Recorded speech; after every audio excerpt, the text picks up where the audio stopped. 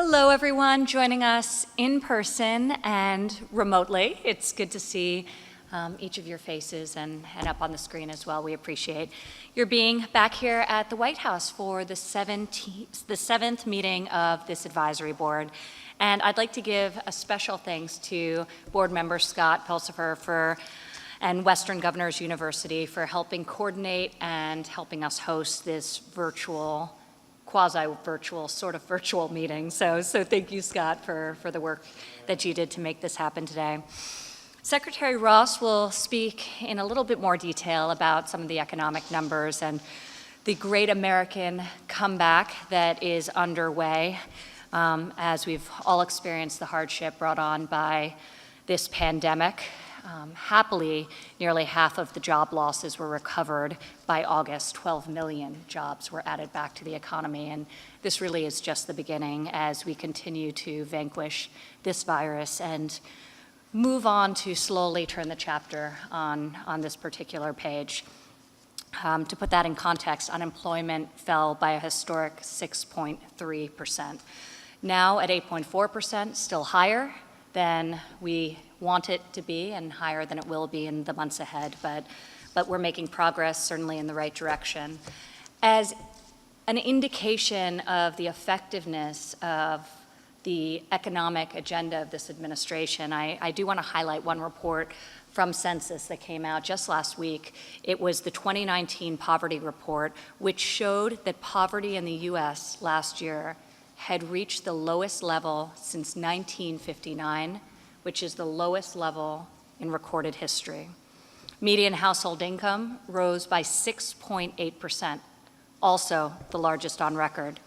And this was true across almost every demographic, with household incomes for African Americans up 7.9%, Hispanics up 7.1%, and Asian Americans up 10.6%. The Wall Street Journal said these income gains weren't magical. Policy changes mattered. Employers competed for workers by increasing wages and digging deeper into applicant pools. Rising economic growth lifted all classes. And that really brings us back to why we started this board to begin with, and the genesis of, and the problem we were trying to solve for 3 years ago. The economy was really starting to boom, and for the first time last year, for 12 consecutive months plus, there were actually more job vacancies than there were Americans who were able to fill them.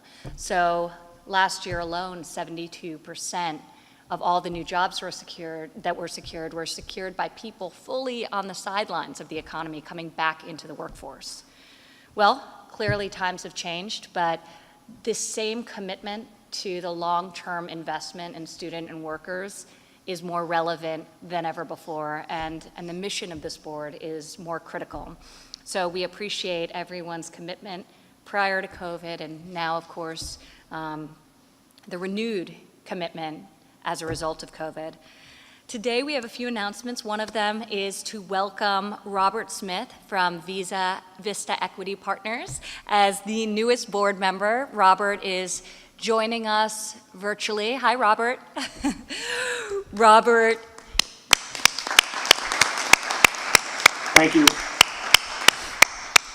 Robert has been a great champion for improving access to capital in distressed communities. Our earliest conversations were improving opportunity through education, incredible supporter of the administration's actions on HBCUs. As many of you know, last year the president signed into law permanent funding for historically Black colleges and universities, and generally promoting opportunities for all Americans through opportunity zones and through other vehicles. So Robert, your voice will be a great addition to the board going forward, and we appreciate you being with us today. Thank you so much. Happy to be here. Thank you, Robert. Since the last meeting, I'll just fill you in on a couple of things that have happened from a federal level. All agencies have received guidance on implementing the EO, so that's record speed on production of guidance, on skills-based hiring by the federal government. By the end of this year, the EO will have fully gone into effect. So once again, as we did with paid family leave for the federal workforce, the United States government will lead by example and value skills and competency of the federal employees over sometimes antiquated credential or diploma requirements. So we're quite excited about that. That progress. Industry-recognized apprenticeships are well underway, and today the Department of Labor announced the first group of organizations to start approving IRAPs, expanding apprenticeships into new and emerging sectors. So it was very important for us to move the apprenticeship model into industries that really have none whatsoever. So in the tech space, in the healthcare sector, and these grants and this focus will help us do that. So we're quite excited about this IRAP program. And the Department of Education will soon announce over $125 million for short-term training, helping workers to document skills so they can easily share them with employers. So we're very excited that the first of many of these workforce discretionary grants will incorporate what everyone around this table has been working so hard on, which is the learning and employment records. And that will be incorporated into all the new grants going forward to help us build that ecosystem for LERs.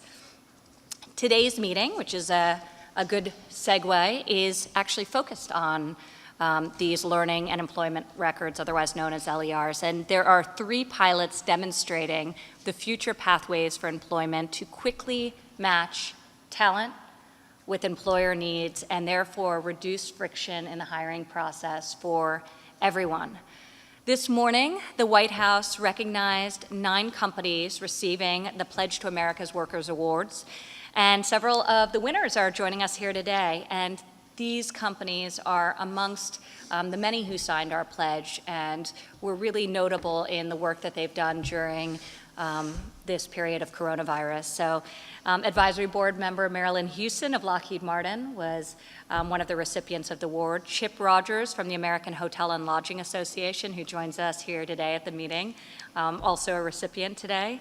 Julie Duffy with Textron, and Matt Shea with the National Retail Federation. So we appreciate the great work of these private sector players and industry associations for advancing the President's call to action to invest in American students and workers. So I would like to, at this moment before passing it along to Secretary Ross, open up the floor for 1 minute to Julie from Textron to talk for a moment about the reskilling of the workforce of Textron, specifically during COVID and potential lessons for the board. Well, thank you very much. And I will remove this so I can speak. We are honored to have received the award, and particularly honored to have been in the company of the other recipients. It was really a true testament to private companies working with educators and the government to promote the ways of getting our workers into a new way of working, and particularly into the new skills that are demanded by work today. Some of the things that we did during the COVID crisis was to, like other companies, think about how do we continue the career development and the skills development of our workers when most of our folks and our trainers were at home. So we quickly moved to using technology platforms to both engage our workers, from everything to having employees volunteer to do a storytelling hour so people could work during that time period, to actually doing our leadership development programs virtually and completely virtually. So it was really an interesting time. I was very proud of our workforce who quickly shifted to a new platform. They had the patience they needed to remember who was muted and who wasn't muted. But we found that we were able to continue to develop professionals and non-professionals in the skills with the virtual tablets. We made tablets more readily available for those on the factory floor. Most of our manufacturing workers continued to work at 100% through the crisis when everyone was home. We have brought nearly all of our office workers back to the office at this point in time so that we can support those folks on a more personal level.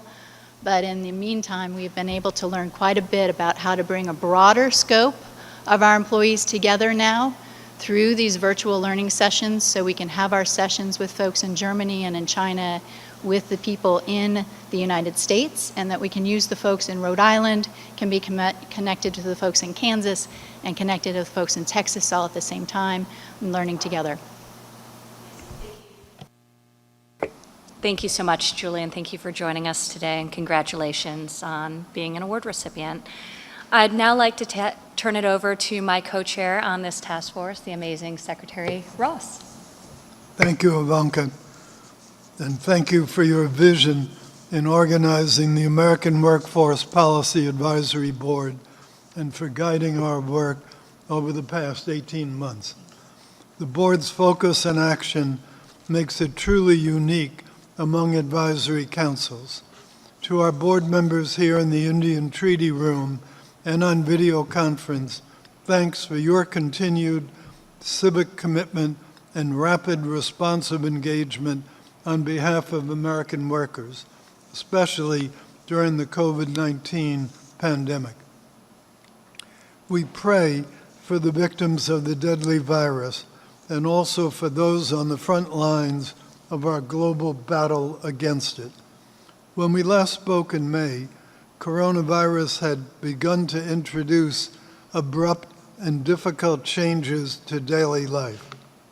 But I have optimism as we make progress through the recovery period and as our economy shows resurgence. We've seen encouraging changes in the financial markets, in real GDP projections, and in the workforce, indicating that we are holding to a standard and steady pattern of economic recovery. In June, a record 4.8 million people returned to work. Unemployment continued to rise in July and August, with 1.7 million and 1.4 million jobs added to the U.S. economy, respectively. Furthermore, the University of Michigan reported that the consumer sentiment increased in September to the highest level since March, with consumers' views of current and future conditions both improving. Confidences in personal finances and business buying conditions are on the rise, showing an increase to 78.9 in the U of M's September U.S. Consumer Sentiment Index, up from 74.1 in August.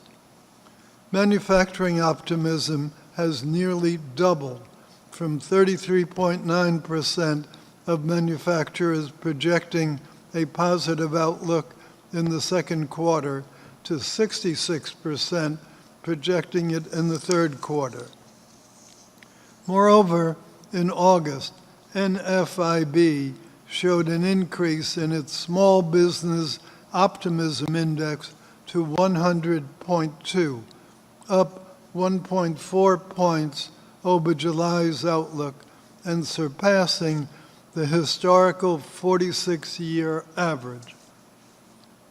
Our economy is indeed proving its resilience, due in no small part to President Trump's success in lowering taxes, reducing regulations, and implementing fair trading practices that level the playing field for American industry. We've seen these policies reduce unemployment and poverty to historic lows, as Ivanka mentioned, across all demographic groups. In 2019, unemployment fell to a 50-year low of 3.5%, and unemployment for minorities and women were at their lowest in recorded history. And the poverty rate in 2019 declined for all major race and origin groups, falling to 10.5%, its lowest since estimates were first released way back in 1959. We are fortunate that these positive impacts, a direct result of the President's policies, allowed us to tackle the coronavirus fight from an initial position of strength. With that said, many of the underlying workforce challenges that you've been working on since before the pandemic's onset will remain with us after it ends. So it's important that this board continue on its mission. Today's meeting will be a little different from previous ones because we will largely focus on a single transformative topic, learning and employment records, or LERs. As you know, in Washington, we can't help but putting acronyms for everything, so LER is a new one. These digital records of learners' and workers' skills, competencies, and experience can provide the technological backbone of a skills-based labor market. From very early on, this advisory board prioritized building on existing efforts to create an interoperable digital learning record that includes education attainment, non-traditional learning pathways, experience, professional affiliations, and other certifications to help job seekers attain better jobs. I'm happy that today we will see the fruits of 3 unique and collaborative pilot efforts from IBM, from Salesforce, and from Walmart. Thank you, Mark, for joining us and for your Salesforce team's effort. I'm looking forward to the presentations that you, Doug, and Ginny have prepared for us today, along with your guests, Adam Kaplan, Alex Kaplan, and Andy Trainer. Afterward, we will hear from Scott Pulsifer, and Governor Holcomb will present a new white paper on LERs that builds on lessons learned from the pilots and outlines a path forward. The technology is fascinating, but what we need now are real examples of LERs providing real value to American workers, businesses, and educational institutions. The path forward will outline how government can do much more to support LER expansion and adoption. Later, Tim Cook will update us on the Find Something New campaign, a terrific partnership with the Ad Council that helps connect workers with training and apprenticeship programs where they live. Then, Barbara Hampton, Mike Pirawa, Al Kelly, and Johnny Taylor will present 2 new focus areas for this board to take on through this year and into next year. So again, thank you, all of you, for joining today's important meeting. Our efficient discussions and truly substantive actions that have followed from those discussions are thanks to the many hours that you and your teams dedicate to supporting American workers. On their behalf, thank you. Ivanka? Thank you, Mr. Secretary. And as I turn it over to Scott to lead the discussion and introduce the LERs and to moderate a series of White House pilot presentations, I want to reiterate the importance of these real examples that will enable us to develop and scale LERs and create a robust ecosystem. And this administration's commitment to fueling that through all of our grants as well. So, Scott, thank you for the work you're doing on this front, and I'll kick it over to you. Thank you, Ivanka. Thank you, Secretary Ross, for that lead-in. And as you well know, government isn't the only sector that loves acronyms. It's like our human code in technology and higher ed everything else. So I think we'll hear more of that today. My role is primarily to work as traffic control as we traverse across the pilots that we'll see today. So without kind of further ado, Governor Holcomb, let me turn some time to you to let you introduce the work that's been going on within the Digital Infrastructure Working Group. So Governor Holcomb. Well, thank you, Scott. Thank you, Advisor Trump, and to the amazing Secretary Ross and the rest of the board. for your dedication to ensuring the advancement of everything that we're talking about, all the strategies that are aimed at skilling up the American workforce. Also, Scott, a special just thank you to you and especially your team. It's just been a real joy to work with you on this, as we've all been laser focused for the last weeks and months on making sure that these specific skills and competencies that the American workforce needs to develop in both formal and informal education settings. But Scott, it's just been a true partnership, and as we have been working through all of the myriad of ways to scale both the use and the adoption of LERs. And before discussing the actual pilots themselves and the recommendations to further the efforts around LERs, I did want to take, if I could, just a moment to build off the guiding principles the Digital Infrastructure Group outlined at our last meeting, in particular around advancing broadband access for all and all the partnerships that required in the private sector. Obviously, as Ivanka alluded to, as did the Secretary, the pandemic has further highlighted the need for Americans to have equitable access to the digital infrastructure that they need to be able to connect virtually when necessary to all the education and training and employment opportunities when obviously face-to-face interactions can't occur. Most on this board, just looking at you all, obviously understood this a long, long time ago. You were leading on this front, but we now all as an American people understand the urgency of this. We have a better understanding of how we can also better operate by expanding our use of digital resources, and therefore it stands to reason our continued economic recovery. And just as a side, Indiana had an unemployment rate of 3.2% this year. We were adjusted up to 17.5, and now we're down to 6.4, and still heading in the right direction, so to speak. But that continued recovery is going to be ever more, I think, dependent upon our ability to provide technological tools for all Americans as the world of work continues to evolve itself. So we here in Indiana, Scott, we discussed this, our teams did. We here in Indiana, we're not waiting on anyone. We're working with our local communities, and we're finding ways to provide internet connectivity to all and expanding all those fields of opportunity that are there unfilled right now. Just 2 weeks ago, as an example, I announced $51 million state dollars that we dedicated to 50 broadband infrastructure expansion projects across the state, specifically in unserved areas, not underserved, but unserved areas.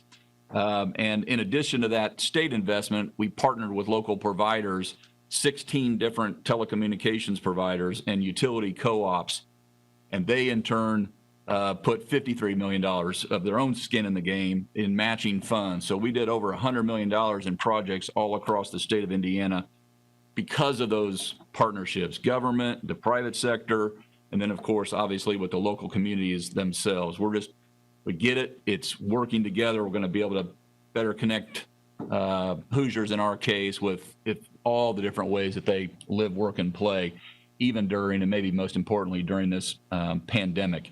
And while the LERs can certainly help provide the American worker with a whole host of opportunities, a number of them for their specific future and maybe a new future that I think Tim will get at, it's just so important for us to continue to work toward immediate successes right now and related to all the recommendations that we're all going to hear that are outlined as part of this complete working group. So continuing to combat that digital divide, obviously very important. In fact, it could be the difference maker for many individuals out there as we recover. And that's why I'll keep continuing. Kim and I, Reynolds from Iowa, Kim and I have talked about this a lot, but we'll both continue to encourage our colleagues to be both creative and courageous at the same time in thinking about new ways to bring folks together and connect them with all the resources they need to be able to transform their lives. I also want to commend the working group since our last meeting. now that we're nearly 1 year removed from the white paper first introducing learning records, it was time to focus our efforts on providing an update about specific strategies to make the adoption of LERs more actionable.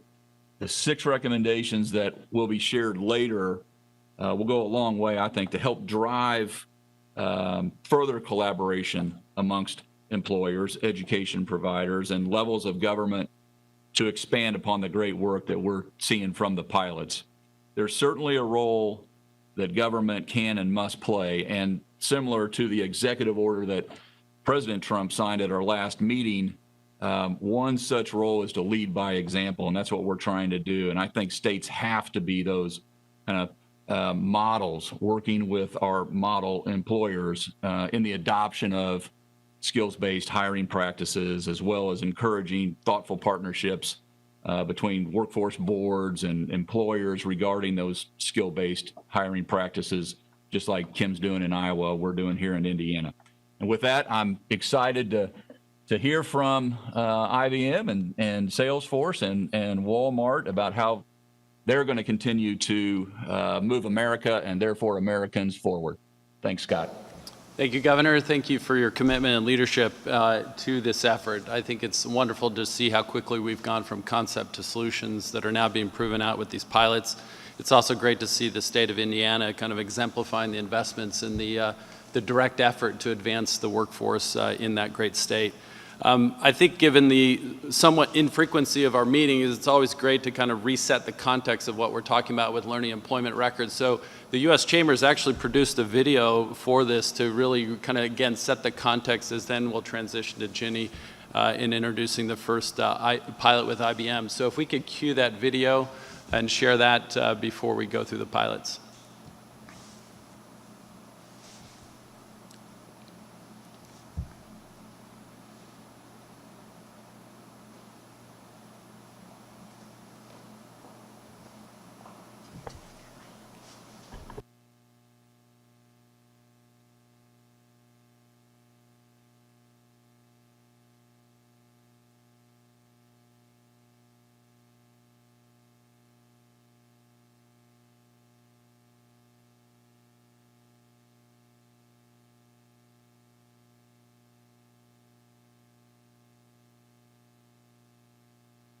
Every person's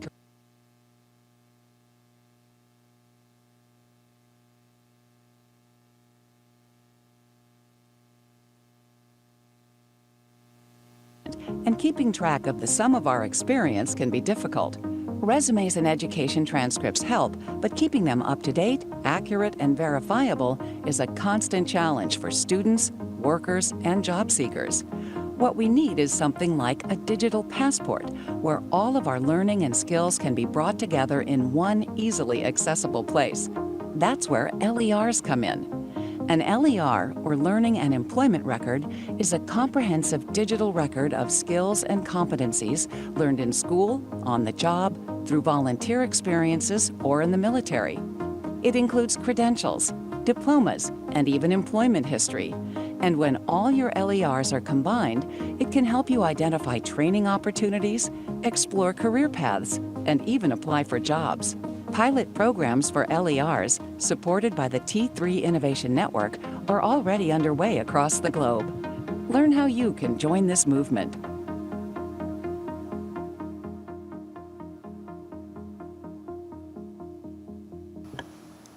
Thank you for that. I think one of the things that we truly believe is that this has an opportunity to transform how we actually think about humans, and that it's not about human capital management, it's really about human potential management, that we really help individuals become their better selves and contribute fully to not only to their advancement, but also the advancement of our workforce, our economy, our society as a whole. So we have an opportunity now to look at these 3 pilot projects, and Ginny, without further ado, let's have you introduce that, which we've been doing with IBM. Okay, so my pleasure and thank you. I mean, I'm so optimistic about what we've accomplished so far in this council and what is still in front of us to do. So my hat's off really to Secretary Ross and to you, Ivanka, as well. So let me start with our pilot, and our is a number of us. So this is not only IBM, it is Scott and Western Governors University, something called the National Student Clearinghouse, a company called IQ4, and Central New Mexico Community College. So this is a pilot that used a blockchain network called the Learning Credential Network. So the Learning Credential Network. So think of it as a network, as I said, powered by blockchain, and the goal is to prove that you could take information from a prospective employee, a human, as Scott just said, an employer, or someone who's helping create the skill, an educator, and they can share information together, feel very safe about it. I can determine how much they see, don't see, and that this can be done in a way with provenance, that I know it's not tampered with either, that it's accurate.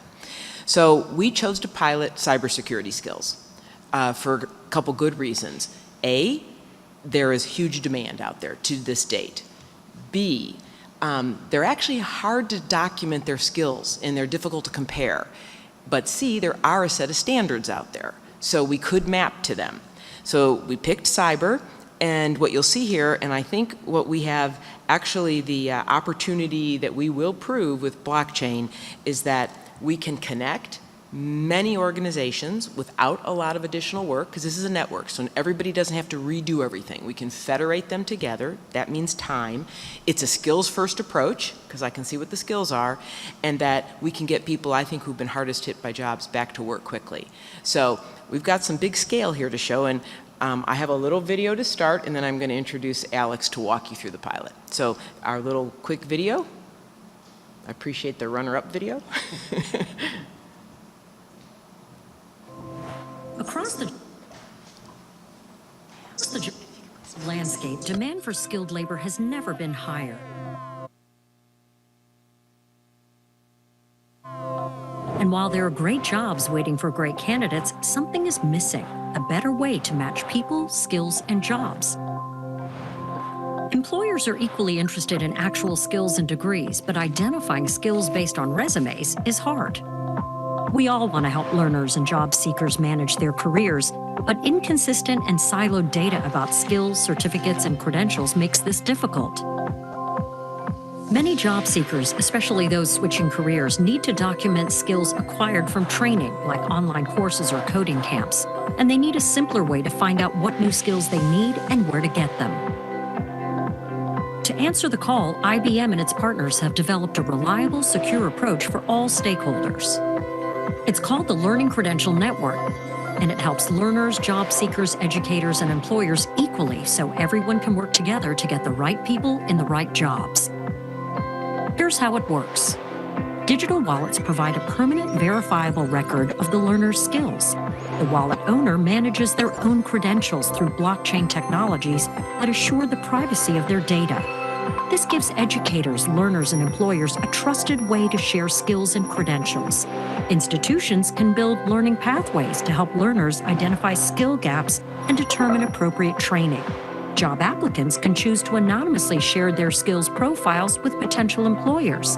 And employers can search for job candidates based on skills to find applicants who best match their requirements. Built on the guiding principles of openness, sharing, and interoperability, the Learning Credential Network is managed by its community of users. In this way, the Learning Credential Network provides an efficient and trusted way for employers, learners, and educators to work together and quickly train and place the right people in the right jobs. We invite you to join the Learning Credential Network and help match great people with great careers. So let me introduce Alex Kaplan, not to be confused with Mark's going to introduce Adam Kaplan. They're not brothers. They're just very closely named. But Alex is from our consulting team that does transformation, and he is our global thought leader on how to apply these advanced technologies to build a workforce. So he has been working away on this pilot. Alex, over to you to show it to everyone. Great. Thank you, Ginny, and thank you all for the opportunity to be here. Our work in this area began in 2018 when IBM began to look at how advanced technology could support the transition to a skills-based economy and new-collar jobs. So what I'm going to describe for you today is the IBM Security LER pilot, and we're going to talk about the learner's journey from high school to a best fit job in cybersecurity. If we can go to the next slide. IBM and its partners focused on three primary objectives throughout this pilot. In the work that we've done with the National Student Clearinghouse, Western Governors University, Central New Mexico Community College, and IQ4, we've been able to show a provable approach to learning and employment records at scale as an infrastructure.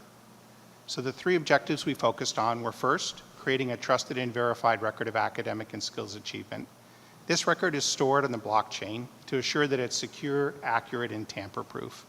Second, we created a wallet for learners to safely store and control their lifelong record of achievement, thus providing the student with a single place to bring together all their credential skills-based work from their cradle to career journey.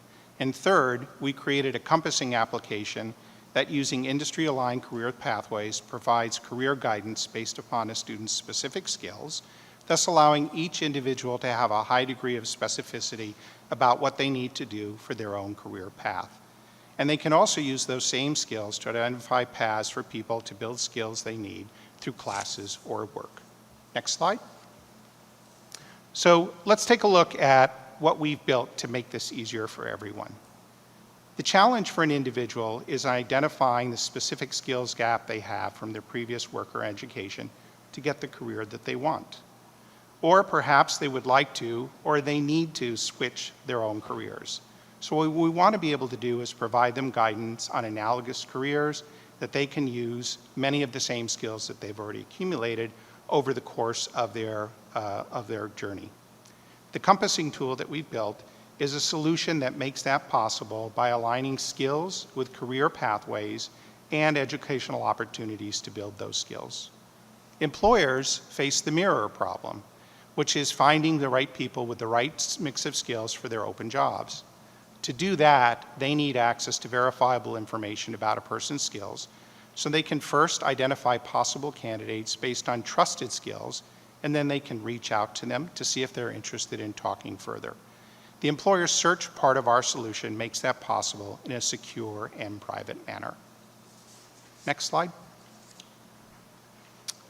Since all credentials are on the blockchain, both the learner and the employer know that the skills-based information is tamper-proof, trusted, and verifiable. In addition, it allows everyone to see the provenance of the credential and information about what skills were earned as part of receiving that credential. As a result of having this information, consequential decisions about hiring, promotion, admissions, etc., can be more quickly and confidently made about any particular individual. As we move towards a skills-based talent marketplace, where important decisions are made about a person's career using their skills data, control and privacy of that data is critical. Our solution puts the learner at the center of control. They alone have the rights to determine whom they share their information with and what specific information they elect to share.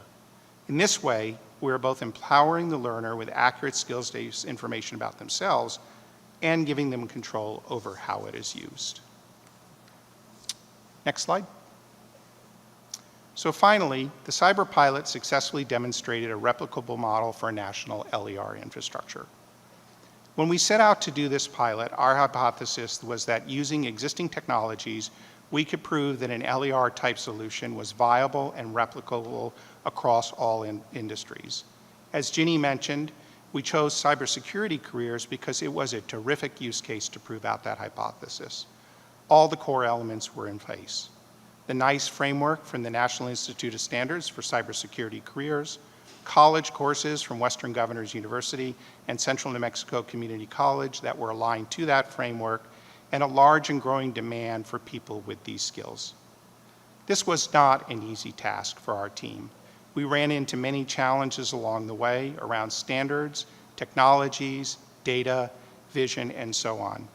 But thanks to an amazing team that crossed all of our organizations, that brought the best minds in the country around policy, around student needs, about institutional requirements, we were able to overcome those challenges, and we proved our hypothesis that a national infrastructure for LERs could be built and that it would provide real value in connecting workers with jobs. Thank you. Thank you, Alex, and thank you, Ginny, and the wonderful team working on this project. I think we can already all start to see the connection between this learning and employment record and the technology infrastructure, and it's connected also to skills-based hiring and the nice synthesis that's going to exist there. And clearly, cybersecurity is a domain that is critical not only for our respective industries, but for our nation as well. Next, I want to turn to Mark Benioff at Salesforce to discuss or introduce the pilot project that was designed to streamline job searching and upskilling in nursing, which is clearly an effort that was made both more challenging but also more important by the current pandemic. So, Mark, I will turn the floor over to you.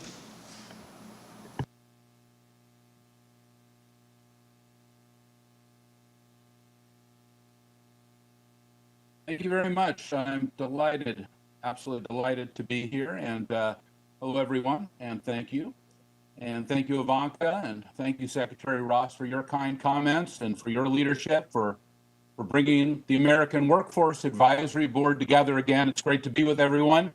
And also, thank you, Governor Holcomb. Salesforce is proud to be the largest software company in the great state of Indiana, and also your fastest growing software company in Indiana.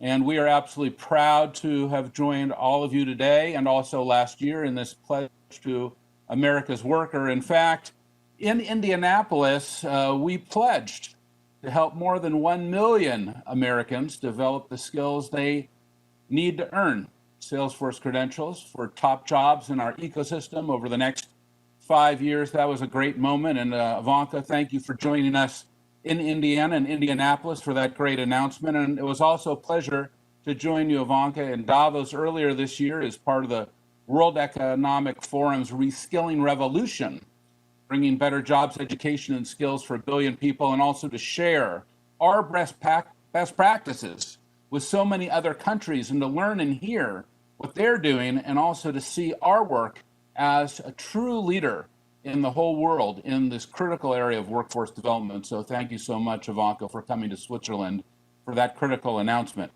These are critical times for our country and for our world. We all know that. And even as we confront today's challenges, we're still incredibly optimistic about the future. Now at Salesforce, we have 54,000 employees, but we're growing fast. In fact, we're the fastest top 5 software company in the world. Today, we just delivered our last quarter at $5.15 billion, growing at 29%, which just followed a 30% growth quarter. And because of that, over the next 6 months, we're going to add another 4,000 jobs.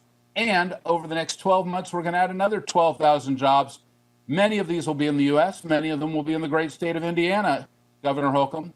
And I'll tell you that by 2024, the Salesforce ecosystem is going to create more than 4.2 million new jobs, because Salesforce isn't just a company or an app, it's a platform and an ecosystem, and it will create more than 4.2 million new jobs across the economy and more than $1 trillion in new business GDP. It's been amazing to see how our platform and our ecosystem is creating all this amazing new wealth and value and jobs across the world.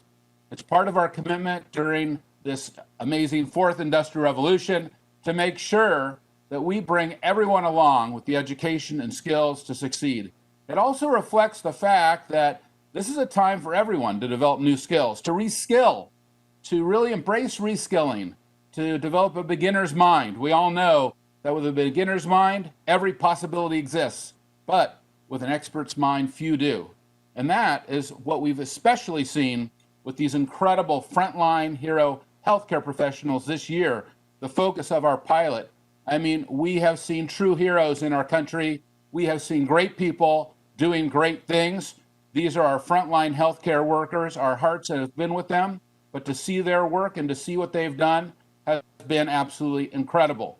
And this commitment to training these workers is the same spirit that is inspiring millions of people to go to our own trailhead.com, which is our own online learning and reskilling program. And it's open to everyone. And we have trained now millions of people for free on trailhead.com. In fact, in many cases, many of these nurses and healthcare workers have been able to get key skills, including contact tracing, which has been so important in the last 6 months. We've trained so many contact tracers throughout the United States who've been battling down this horrible virus. And I'll tell you, they've gotten trained on Trailhead, and they are doing a great job for our country. So thank you to all of them. It's also part of our commitment to what we call stakeholder capitalism, serving all of our stakeholders, including our communities and our workers, that they can thrive so greatly. And that's why I believe so strongly that business is the greatest platform for change. We can see a company like Salesforce who is able to come and help during these incredible times, whether it is supporting contact tracers and contact tracing, reskilling, building new skills, whatever we can do as a company to create value right now. And that commitment to workers and innovation is why we're so excited to be here today. Now, I am pleased to share with you this great work in this incredible pilot project with my great partner, Dignity Health Global Education, an incredible company, to help nurses upskill and thrive in their careers. And I have a tremendous executive here with me who is going to show you just something fantastic. And Adam Kaplan. Adam, are you there? Yes, thanks so much, Mark. It's a real pleasure to join everyone here today, and exciting to see the progress across all the pilots, what IBM is doing, what Walmart is doing, what we're doing, and really showcase our work. So we can go ahead and show the slide if that's okay.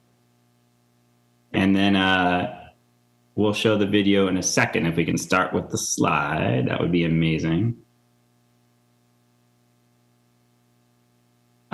This is really what we're pulling up. It up. This is all about empowering the individual.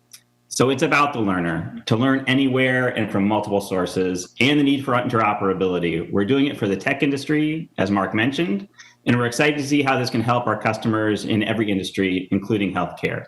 What you'll see in the video we'll play shortly is the power of this LER technology and open standards to upskill, reskill, and enable nurses to take more control over their career paths and their growth.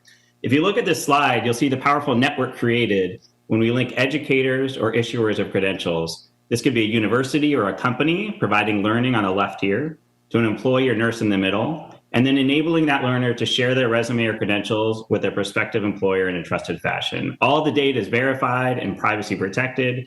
Understanding what skills an individual has or is seeking to gain is powerful, as we can bring them on learning journeys and help them quickly find relevant education and career opportunities. We can also greatly reduce the cost and time for employers to hire. So it's a win for everyone and brings efficiency to the entire network you see here. With our partner Badger and following LER and Open Badge standards, we were able to create credentials that are easily shareable and independently verifiable. With DHGE, Dignity Health Global Education, like Mark mentioned, we reimagined what a nurse's educational and job search experience could look like. And with the great help of Western Governors University, WGU University College, we were able to distill the real-world value that learner and employment records can create for nurses. Also want to thank Robots and Pencils, our great consulting partner throughout this initiative. So with that, let's jump into the video now. If you don't mind, let's roll that. Thank you so much.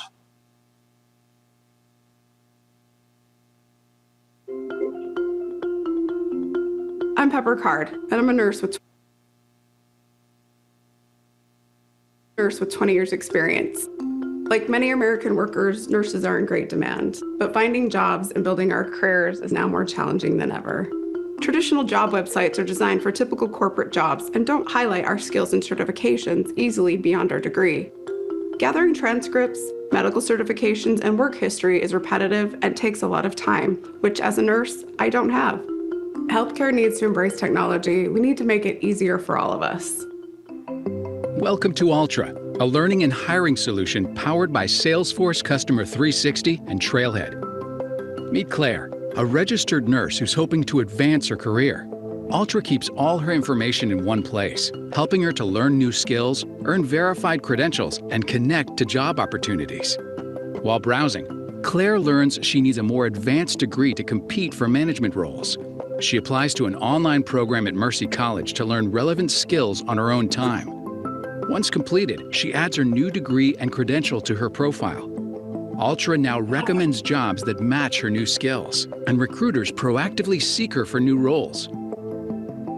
With all her information in one place, applying is easy, and Claire can control her data and what to send. With verified and trusted credentials, she quickly advances through video interviews and gets the job. With Ultra, nurses and jobs are matched in minutes instead of months.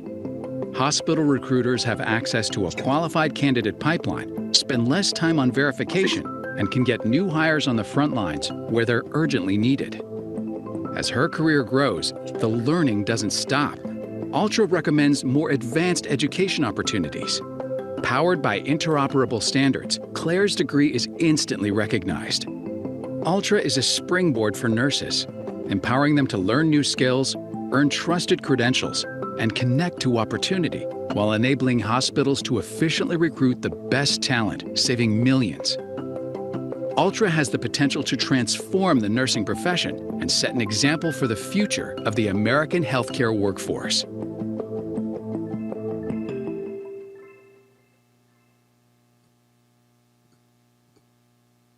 Fantastic. Thank you so much. We just wanted to end with a thank you. It's really been fantastic working with the White House and everyone involved across the pilots.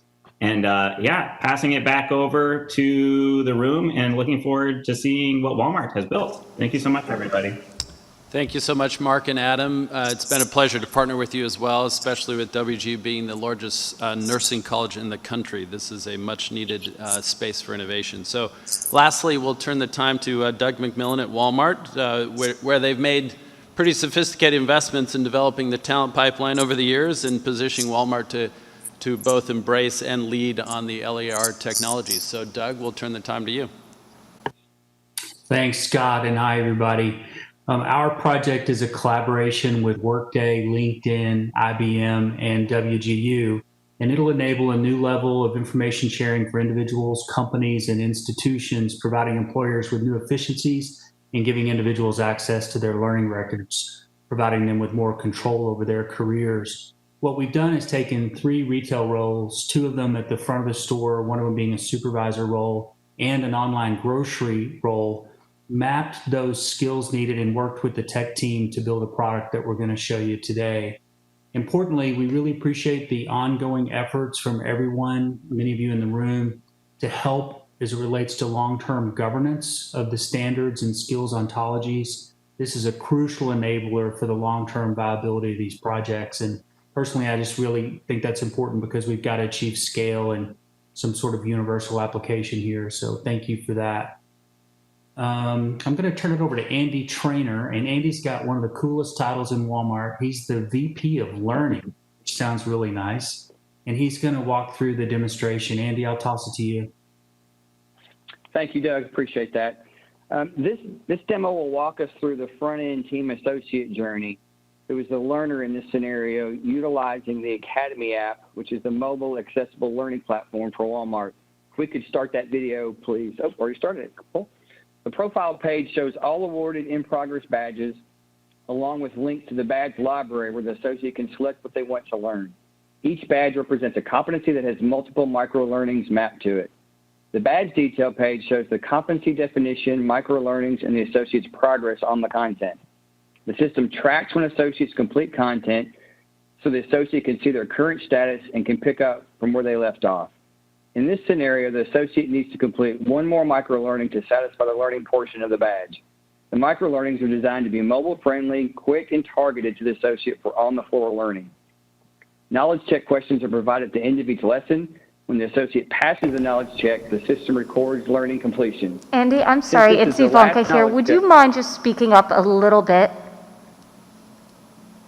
Absolutely. Sorry about that. Thank you. Is this better?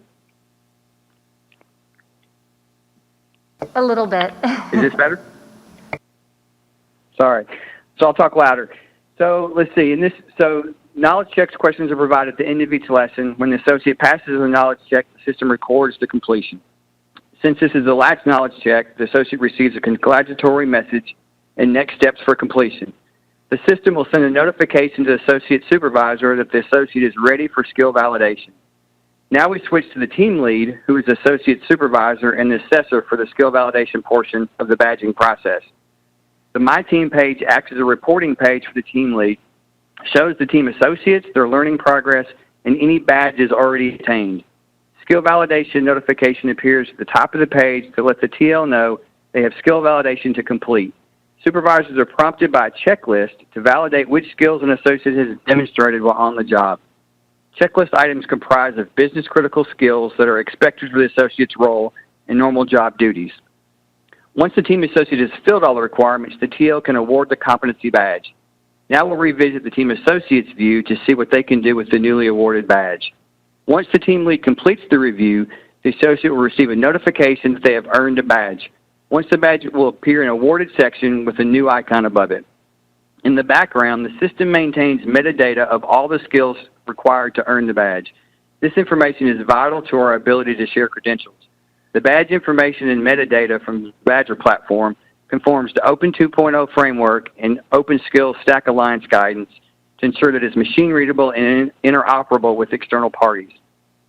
From here, an associate can share their badges to platforms like Way2 or Workplace. On the Way2 platform, the associate can accept the badges they earned and display them in a digital badge wallet. The new badge will show as a pending credential that the associate can accept in order to display. All the supporting competency definitions and skill descriptions are transferred to the digital wallet. On this platform, associates can also import credentials from other connected platforms such as WGU. Once the badge is accepted, it will show up on the recently added page with all associate credentials appearing here. From this page, the associate has the option to share the badge or contact the issuer of the badge. From here, the associate can securely share badges to public platforms to showcase their skills. In this case, an associate chooses to share their new badge in their LinkedIn profile. The LinkedIn button opens the LinkedIn app and a box automatically appears. Using the data from the Way2 badge platform, the system populates the badge data to appear as a certification on their LinkedIn profile page. Once saved, the badge will now appear on the profile under Licenses and Certifications. Anyone viewing the associate profile can now access and review the details of this badge. As we mentioned earlier, we're currently testing this in active stores today with plans to expand to all stores by the end of Q1 this coming year. We appreciate the partnership with LinkedIn, IBM, Workday, and WGU, along with the support of the White House during this pilot, and we are excited about the opportunities this will provide for our customers. Thank you. Ivanka, you may have earned a badge when you visited the store in Texas and put on those VR. We'll have to check. With the VR Thanksgiving holiday shopping simulation. Your team makes it look much easier than it actually is. Scott, that's all we have.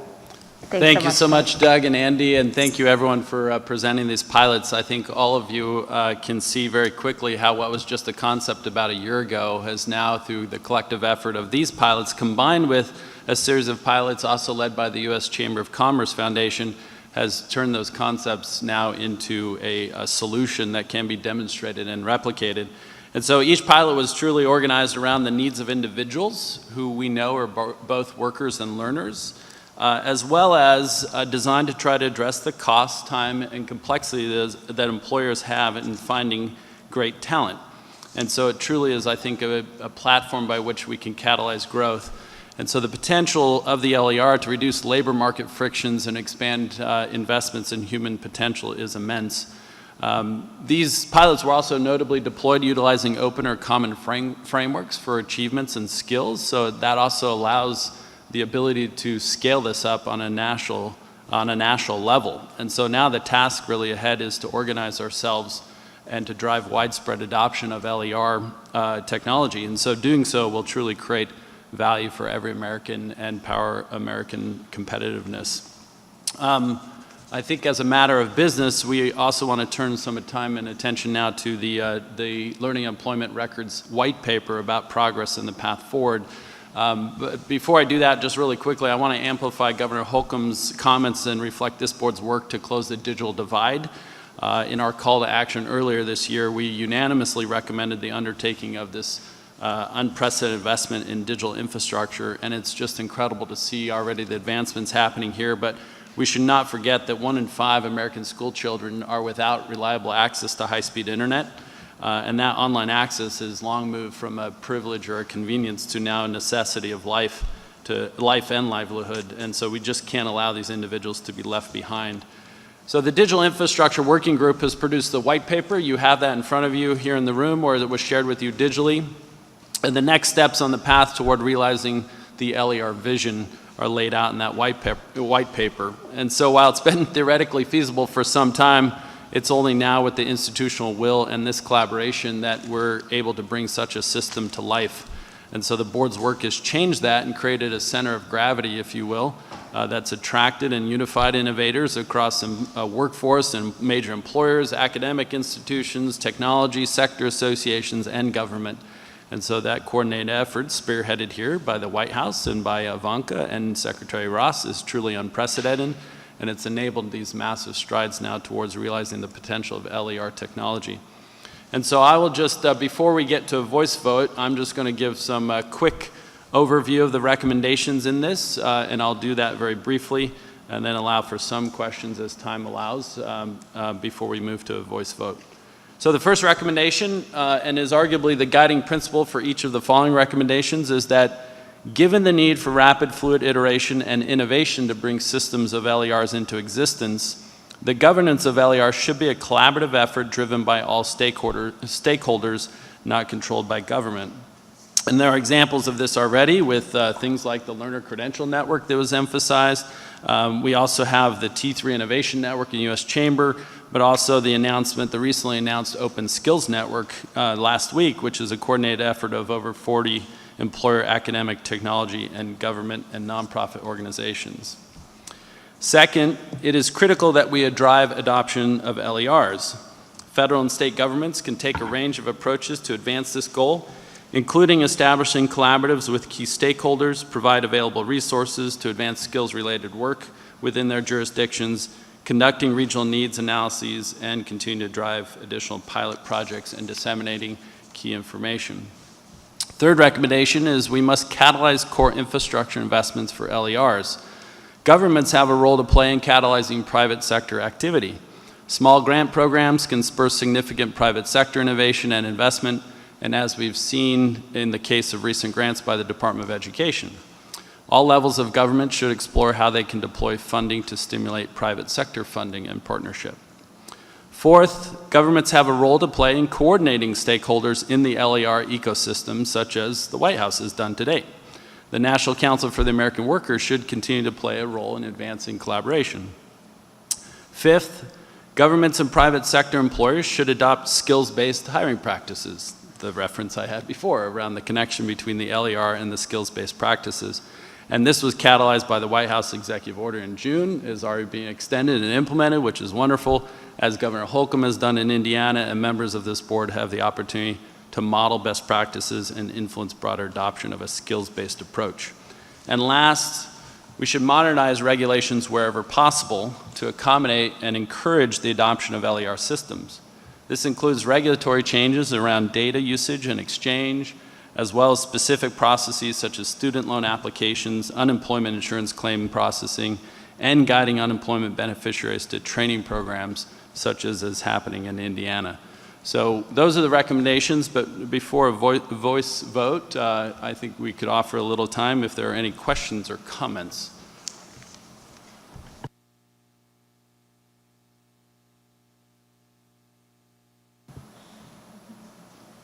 As evidenced by that, I think it's fair to say that everyone's been doing a lot of work while not in this room or at this table. So we appreciate the Herculean lift on this front.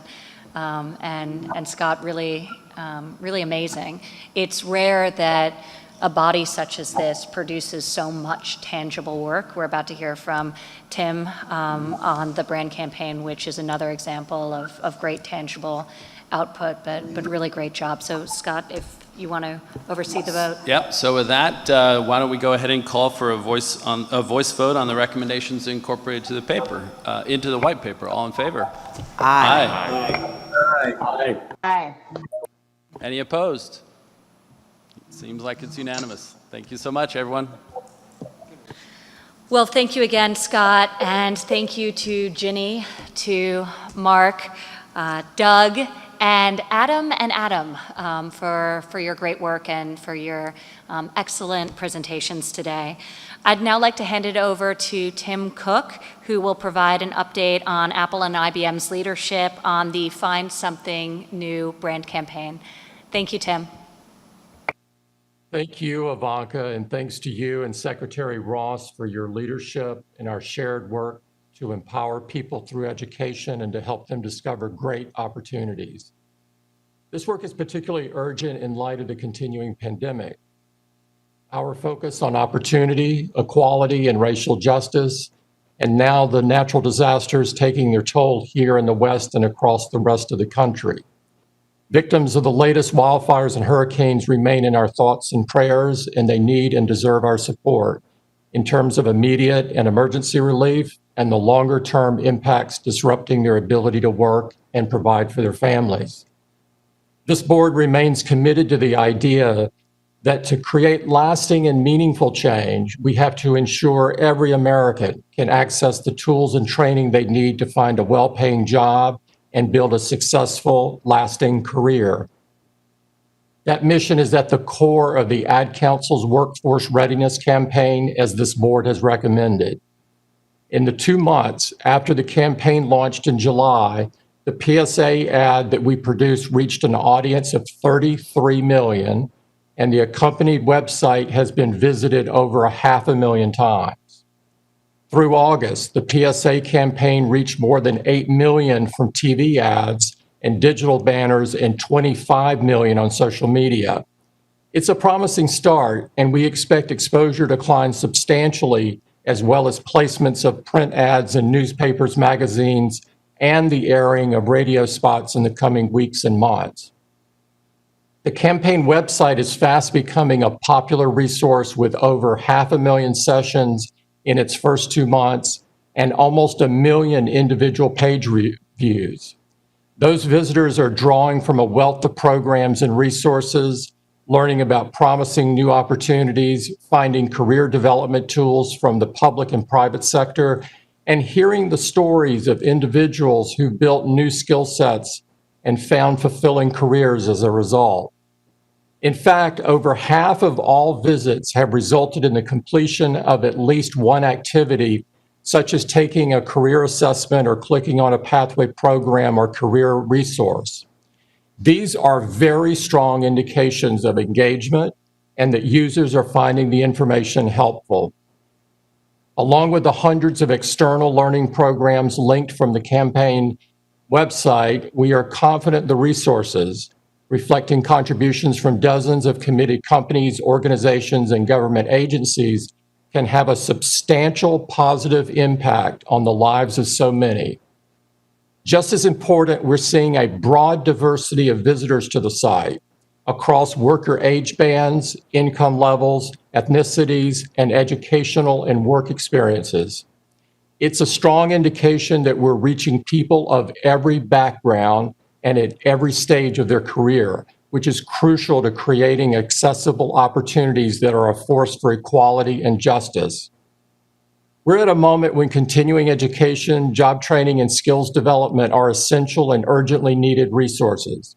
The campaign website is buzzing with activity, and external program providers, including many of the companies and organizations on this advisory board, are offering much needed career development assistance to the Americans who need it the most. In the coming months, the Ad Council, IBM, the Business Roundtable, and our other partners will continue to fine-tune and expand the campaign and website offering. We'll keep working to help people from all walks of life to explore and act on their interests, passions, and goals, and to build toward a well-paying job, a successful career, and a good life, even under today's challenging circumstances. Ivanka and Secretary Ross, thank you both for the opportunity to contribute to this important initiative. Thank you. Thank you so much, Tim, and thank you, Ginny, for your hard work on this campaign. On a personal level, I'm proud of the heat that I took because the engagement was through the roof, and ultimately that was the goal of this effort, to show and to be able to reach people of all different backgrounds and highlight different opportunities and different pathways to great paying jobs, whether they're an older worker needing to learn a new skill or whether they're a student in this particularly challenging time and climate and environment to get on a pathway for that first job. So grateful for the tremendous work. 33 million views of the PSA is just absolutely amazing, and I know that this is just the beginning, so thank you both so much. With that, I'd like to hand it over to Mike Piawar, who's going to talk about the work of his working group and update us on the deeper dive into the changing nature of work and deliverables for going forward. Thank you, Mike. Yeah, thank you, Ivanka, and thank you, Secretary Ross. We're combining two working groups today, the Recruiting and Training Practices Working Group and the Employer-Led Training Practices Working Group. Are pleased to share some exciting examples of some successful private sector initiatives to improve diversity, equity, and inclusion in recruiting and training. As you know, DEI has always been an important driver of our board work, but the transformed work environment has caused us to rethink some of those priorities. When the COVID pandemic first hit, we at the Milken Institute reached out to our vast network to discuss how the transformed work environment was affecting many different organizations. Those early conversations focused almost exclusively on the challenges of the transformed work environment. Over time, those conversations have actually shifted to new opportunities that have arisen. One of those opportunities is to push diversity, equity, and inclusion efforts in new directions. Barbara Humpton will share how Siemens is taking a new DEI lens to their entire organization. Al Kelly will then talk about how Visa has taken advantage of the flexibility of the transformed work environment in their inclusion, equity, and diversity efforts. And finally, Johnny Taylor will talk about new DEI opportunities that SHRM has created from working with their members in a broad range of industries. With that, Barbara. Thank you, Mike. And thank you, Secretary Ross and Ivanka, for challenging us to keep thinking innovatively as we continue to work through this advisory policy board. And what I'd like to do is share just a couple of comments about the things we've done, really looking forward to working with colleagues in this new combined working group. You know, these last 6 months have really changed it all. We've had to come to work in new and different ways. As COVID-19 took hold, Siemens had to equip 20,000 employees with the PPE and things they would need to continue our essential service to critical infrastructure all across the U.S. And we also had to rapidly equip 30,000 employees to be able to work virtually and to make sure that we could be as productive as we were before. And I think a lot of people have been asking, hey, when are things going to get back to normal? But we're actually not thinking that way. We're not going back. We're going forward and thinking about how we can embrace some of the things we've learned to make our future even more effective than our past ever was. Examples of this are things like bringing remote learning into our permanent plans.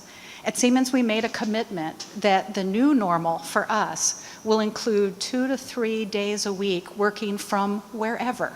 There's not a requirement to be in the office. This is not about time in our chairs. This is about the productivity and the output, the things we accomplish. So that's our new normal, and we think that's going to be not only attractive, but actually is going to help accommodate more people who really need to balance and blend their work lives. Diversity of thought, our situations, our economic conditions, all of those play a part in how each person is adapting to the new normal. And we have a very simple motto that we take care of each other. We're embracing those who are different and working together. This really represents the next step in the way we work as a technology company and in our industry, supporting infrastructure across the U.S. And there's still a bigger opportunity here, which is leveraging this new model to bring about the changes we wish to see in hiring and recruitment. So the things we've seen today from our learning and employment record colleagues is going to really be empowering all of us. Our de-emphasizing reporting and paper credentials, and now emphasizing more what we accomplish and the skills and credentials we bring to the table is going to be empowering. So looking forward to working with Mike as we bring our working group to the table, but also with our co-chairs Al Kelly and Johnny Taylor. And let me pass this over now to Al. Thank you. Hey, Mike and Barbara, thank you so much for your remarks, and Ivanka and Secretary Ross and my board colleagues. It's good to see everybody. I thought I'd provide a little bit of additional context. We're clearly in some kind of new normal, or maybe it's a next normal. And the reality is that every employer is going to have to be flexible in how they manage their workforce and the needs of their employees in the future. The majority of us are continuing to work at home during this incredibly extraordinary time. And the lines are blurred between home and work. In fact, recently, a Visa vice president said to me, "Al, are we working from home or are we living in our office?" Which I thought was a very interesting way to put it. At the same time as we think about flexibility, the country continues to face unacceptable social injustices and other factors, as Tim alluded to, the terrible fires that we experienced on the West Coast and the aftermath of the terrible air quality out there as well. Clearly, the pandemic has transferred workers, and the workplace, and many transformations are going to be required, and much more will happen. This advisory board has begun to examine the changes and is already identifying some common themes and practices that would be replicated in workplaces across the country. But certainly at the top of the list is the need for flexibility and agility for both employers and employees alike. And let's face it and be frank about it, we're still all trying to figure this out. And then remote working, as Barbara alluded to, and by the way, I think Visa is going to be in a very similar mode in the long term that Barbara defined for Siemens. But remote work also might present opportunities for people to broaden the scope of companies for whom they can consider working if geographic constraints are broken down by the fact that people don't necessarily have to be in established offices and established places. Since the onset of the pandemic, recruiting, hiring, onboarding, and training have all transitioned online, and our work group has begun to incorporate an evaluation of the new strategies employers have adapted to in terms of hiring, retaining, and training. And existing talent is leading to a leading practices report that led to the leading practice report that we published in June. Whatever the future of work is, I do think we have an obligation to ensure that it's inclusive, equitable, and diverse. And this means providing greater opportunities for those populations in our societies that have been overlooked or underrepresented in our workforces. The advisory board has begun to look at this issue as well, and inclusion, equity, and diversity efforts need to be strengthened and built to make sure that the pool of eligible Americans really increases post the pandemic. At Visa, we have recently announced a few new pathways to help build diversity. In June, we announced a $10 million 5-year Black Scholars and Jobs program. And this is our first year where we're going to offer scholarships to high school seniors who are Black or African American. We're going to work with them through college. So we have an ongoing relationship with them. And if they do their part, they'll have a guaranteed job at Visa when they graduate.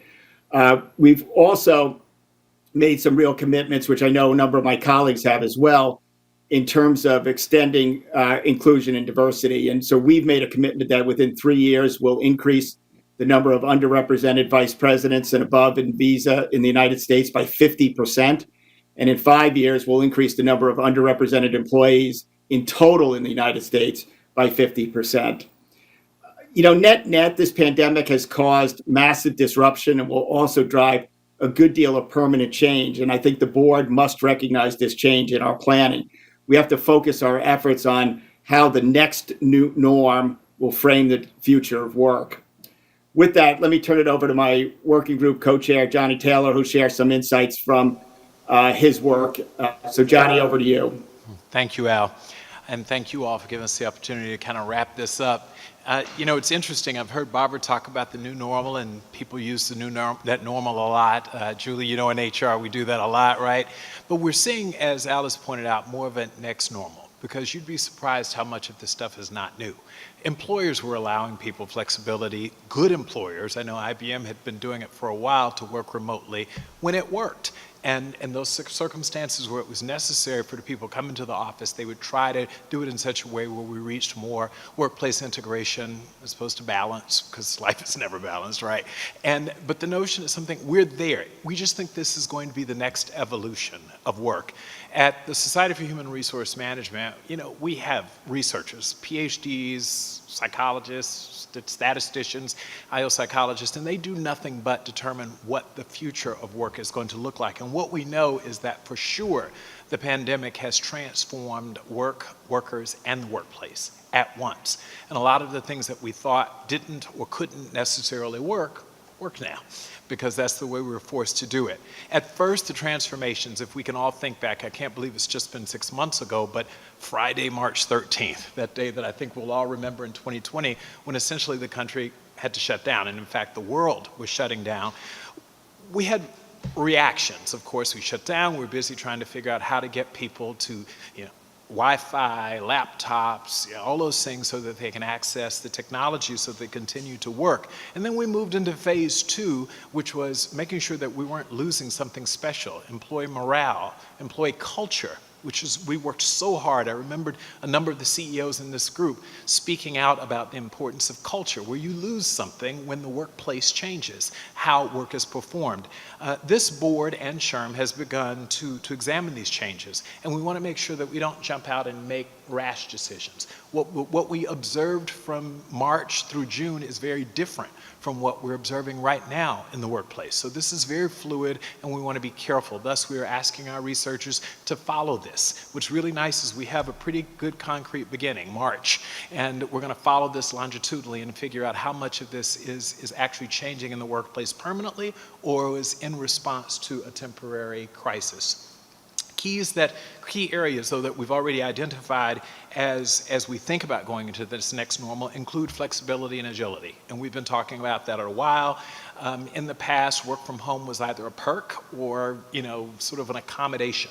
Those are the two reasons that you kind of did it as a general practice. And now many of us are questioning, do these jobs need to be performed? That particular job, not an entire organization.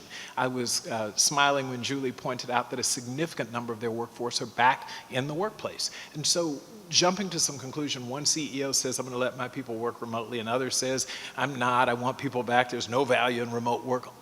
Neither of those extremes are good, right? You have to figure out what's uniquely right for your culture, what you're trying to achieve, and our research is telling us you'll attract a certain type of person. There'll be people who want to work remotely, and there'll be people who don't want to work remotely. And we actually are learning that, despite conventional wisdom that people are more productive, our research tells us that in the beginning, people were more productive. Think about it, because the entire country was shut down. You had nothing else to do. The reality now is you might be at home, but now that the malls are open and the parks are open and places are open, we're seeing productivity go down in certain areas, and certain people need to be at work.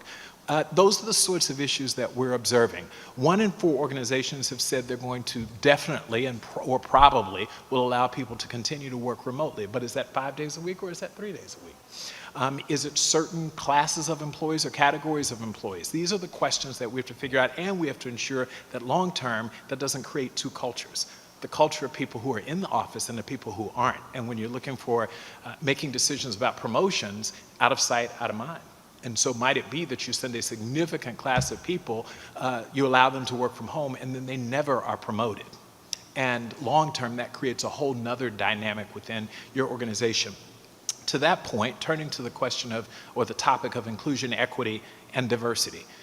Let's face it, and for years we focused on diversity, diversity, diversity. And if you look at the numbers, the reality is America is going to become more diverse. It's done it already. If you look at the number of public school children, it's a majority minority population. So guess what? Diversity is coming one way or the other. What we do know is we're not convinced inclusion is going to come. And so that has become a very big focus of SHRM and our working group is diversity, yes, but inclusion is really hard. In fact, it's made harder because of diversity. And so as employers and workers come together to support a full national recovery, the promotion of greater inclusion, equity, and diversity must remain an imperative focus of workforce development. Some businesses have found it easier to access and hire more diverse talent in a remote environment. You don't have to be within 50-mile radius of Washington, D.C. to hire people. You can hire them from wherever they are. That's a wonderful, wonderful opportunity, and we should take advantage of that. The board has already begun, to examine how businesses of all sizes can utilize IE or D&I, or there's a ton of talking about alphabet soup. There are tons of them. I heard the A for access the other day, for example. But we're going to build and strengthen the pool of work-eligible Americans post-pandemic. We have to ensure that some of what's happening in America's public school systems, which we're going to have to deal with, and we were talking about this before the meeting, Barbara and Sebastian and I, and we were saying, you've got a population of American children who are now studying at home since February, and many of them aren't studying. Several public school systems have reported that only half of the children even logged on since February. So there are some real issues when we think about wanting to include all Americans in the future America. If you miss a year or two of education, you won't be qualified to compete for many of these jobs. So diversity, we really have to be very conscious of making sure that everyone is participating. Finally, and in response to this, SHRM created a big campaign called Together Forward at Work, and I like the forward, not looking backwards, but forward together. And our members asked us to identify what could we do as a Society of Human Resources professionals to make sure that we were fishing in the right pools, that we were getting different ponds, making sure that we looked in the right places to ensure we tapped into diverse individuals, and then making sure that when we got there, they were treated fairly and respectfully, and then given an equal opportunity, paid equitably, and given the opportunity to succeed. That's what we're all about in this work, and we look forward to continuing the work, and thank you as a group for allowing us to do this. Thank you, Al. Thank you so much, Johnny, and thank you for shining the light on these issues and also for asking some very relevant questions and proposing with the working group some very practical solutions as we think about all of these areas, particularly, as you noted, inclusion. Lastly, and wanting to keep on schedule, I'd like to recognize the member Jay Box, who's been on this council since the very beginning with Kentucky Community and Technical College System for brief remarks. Jay is retiring from the school that he is at and from the council as well. And Jay, we appreciate your hard work and thank you for your incredible contribution here and elsewhere, and good luck on your retirement. So if you'd like to say a couple of words, Jay, we'd love to hear from you. Yes, this is my last meeting of the advisory board. But before I go, I would like to thank the President, Secretary Ross, and of course, Special Advisor Ivanka Trump for not only having me on the board, but also for all the good work this group has done these past 2 years.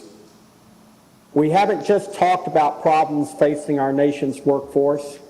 We have created avenues to solve those problems. I'm especially proud of the Multiple Pathways campaign that we created together. I believe that this campaign has the potential to make a real difference in lives across the country. And today's presentations on the LER reinforces the importance of our partnerships between education and business and industry to truly advance our American workforce.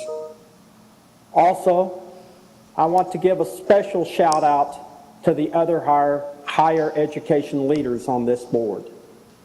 I applaud the great work you have done during this pandemic in becoming more innovative in your course delivery and your virtual support for students. This month, I am retiring as the president of the Kentucky Community and Technical College System. And in looking back on my tenure at KCTCS, especially in the last few years, it has been remarkable to see what we have done in Kentucky be mirrored by this board. I hope I was able to lend my experience in these initiatives to the group. It has been an honor to work with the members of this board and the staff. I wish you all continued success, and I stand ready to help in any way you need it in the future. Thank you.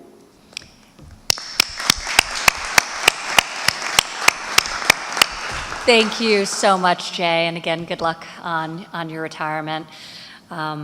Really, you've been an amazing, amazing asset to all of us in this work and of course to the state of Kentucky, so we all wish you well. And with that, we are adjourned. Thank you all so much for being here today and everyone who dialed in remotely. Thank you.